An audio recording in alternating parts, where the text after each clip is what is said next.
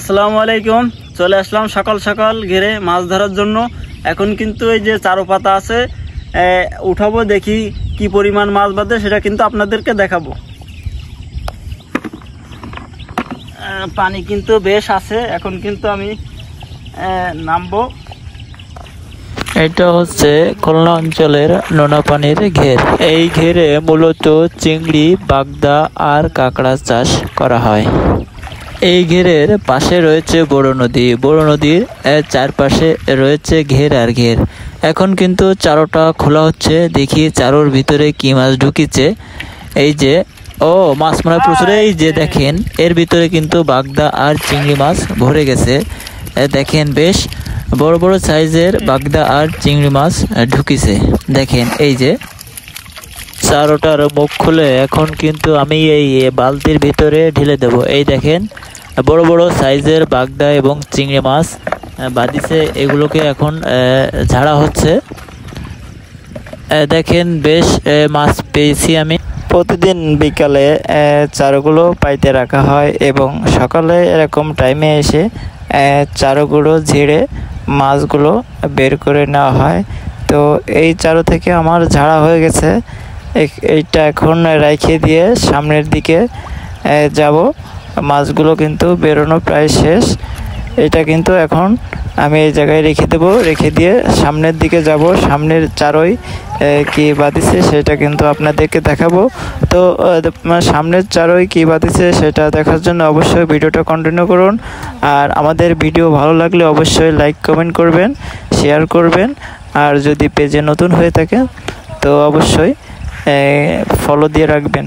সামনে কিন্তু চারোটা দেখা যাচ্ছে, তো আমি হাঁটতে হাঁটতে যাচ্ছি চারোদিকে।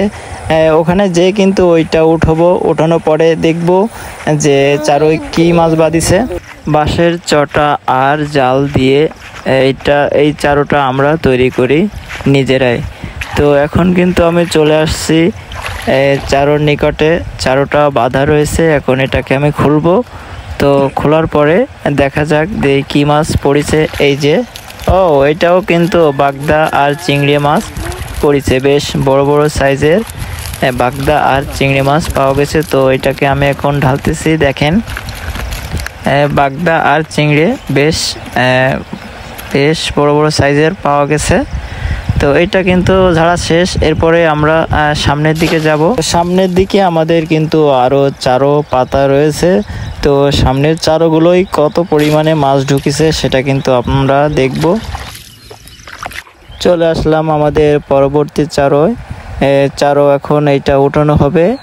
দেখা যাক এর ভিতরে কি পরিমাণ বাগদা চিংড়ি ঢুকিছে। এই যে এর ভিতরে কিন্তু ছোট চারোর ভিতরে কিন্তু প্রচুর বাগদা ঢুকিছে। দেখেন কি পরিমাণ লাফালাফি করতেছে, আপনারা না দেখলে বুঝতে পারবেন না। দেখেন কি পরিমাণ বাগদা বাঁধিছে। এতে নোনা পানির ঘেরে বাগদা আর চিংড়িটাই কিন্তু বেশি হয়ে থাকে। দেখেন আমি কিন্তু এই যে বাগদাটা এখন কিন্তু বের করতেছে এর ভিতর থেকে।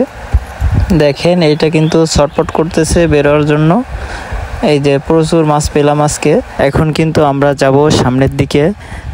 চারোটা এখন রেখে দেবো, রেখে দিয়ে কিন্তু সামনের দিকে এগোবো।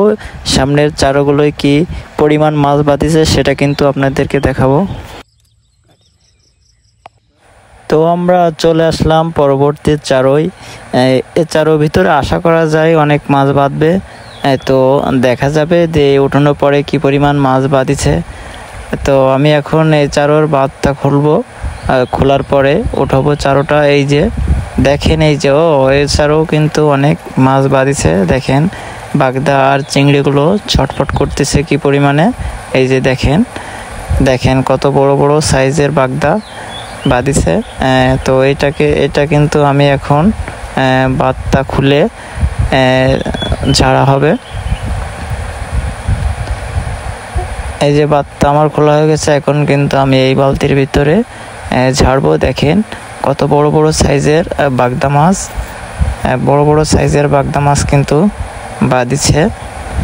তো আমার চারোটা কিন্তু প্রায় ঝাড়া শেষ। এইবার কিন্তু আমি একেবারে শেষের চারোটা উঠাবো। এইটা কিন্তু শেষ। দেখা যাক এই শেষের চারোটায় কি বাঁধিছে। তো প্রিয় দর্শক, আপনারা যারা ভিডিওটা দেখছেন অবশ্যই ভিডিওটাকে একটা লাইক করবেন, কমেন্ট করবেন, কোনো মতামত থাকলে অবশ্যই কমেন্ট করে জানাবেন। এই দেখেন চারোটা ওঠানো হয়েছে, এটাও কিন্তু বেশ চিংড়ি মাছ আর বাগদা মাছ বাঁধিছে। তো আজকে কিন্তু অনেক মাছ পেলাম।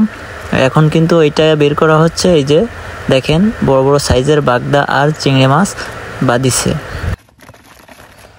এই দেখেন সর্বশেষ আমরা কি মাছ পেলাম দেখেন, এই যে বড় বড় সাইজের বাগদা চিংড়ি মাছ দেখেন, প্রায় 4-5 কেজি মাছ পেয়ে গেছি আমরা অলরেডি। তো ভিডিওটা এই পর্যন্তই শেষ করছি। ভিডিওটা ভালো লাগলে অবশ্যই লাইক করবেন। ধন্যবাদ সবাইকে।